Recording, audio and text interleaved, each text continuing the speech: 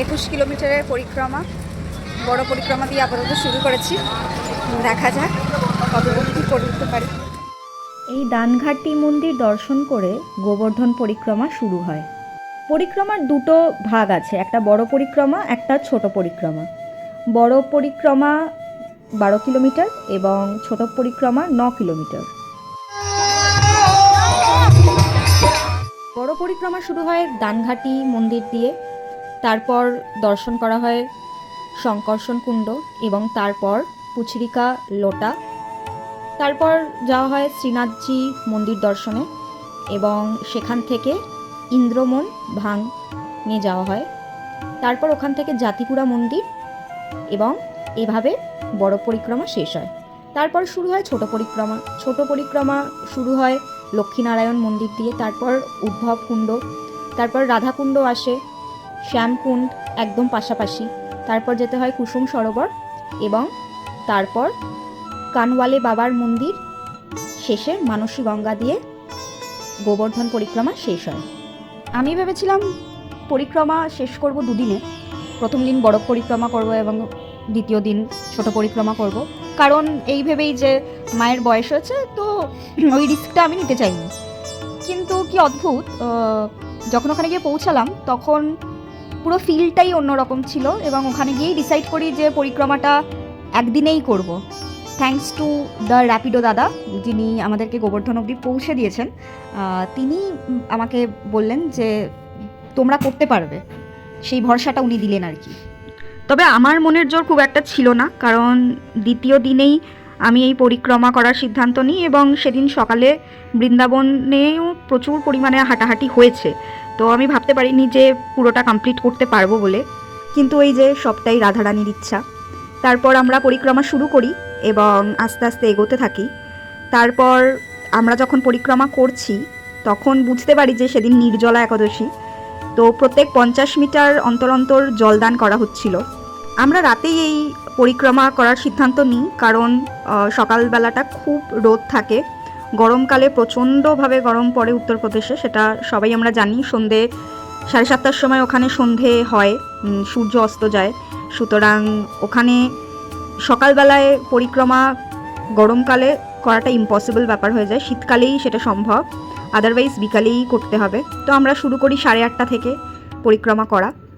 যারা পায়ে হেঁটে পরিক্রমা করতে পারবে না তারা টোটো ভাড়া করে দর্শন করে যেতে পারো, এবং টোটোতে 150 থেকে 200 টাকা নেয় এবং প্রায় 1.5 থেকে 2 ঘন্টা সময় লাগে পুরো দর্শন কমপ্লিট করতে গোবর্ধনের।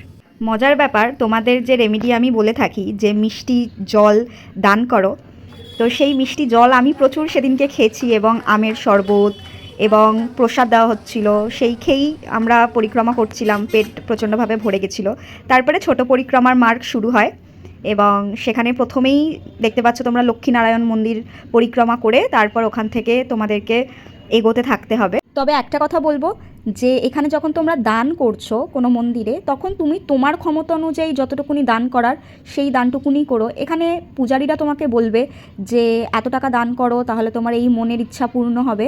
আমার মনে হয় এইগুলোর ফাঁদে না যাওয়াটাই বেটার, কারণ বৃন্দাবন ধাম বা যে কোনো তীর্থস্থানে প্রায় 1000-এর ওপর বেশি মন্দির আছে, সেখানে ওনাদের ইচ্ছা অনুযায়ী যদি তুমি দান করতে শুরু করো তাহলে তো এখানে কোনো তীর্থযাত্রাতেই কোনো গরিব বা মিডল ক্লাস কোনো ফ্যামিলির আসতেই পারবে না কোনো দিন।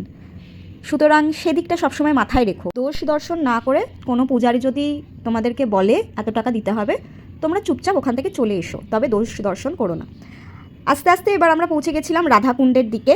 এবার আমাদের পরিক্রমা প্রায় শেষের দিকে হতে চলেছিল এবং এই রাধাকুণ্ডে আমি অনেকক্ষণ বসেছিলাম। তারপর এখানের জল মাথায় গায়ে সব জায়গায় দিয়ে তারপর এখানের দর্শন করে ওখান থেকে শ্যামকুণ্ডে গেলাম। যখন আমরা শ্যামকুণ্ড থেকে বেরোলাম তখন প্রায় বাজে 3:30 পৌনে 4টে। তারপর ওখান থেকে কুসুম সরোবর পড়ল।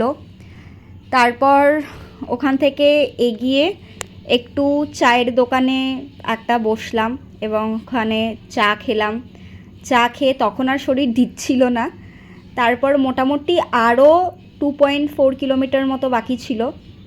তারপর ওখান থেকে আবার 10 মিনিট মতো রেস্ট নিয়ে হাঁটতে শুরু করলাম।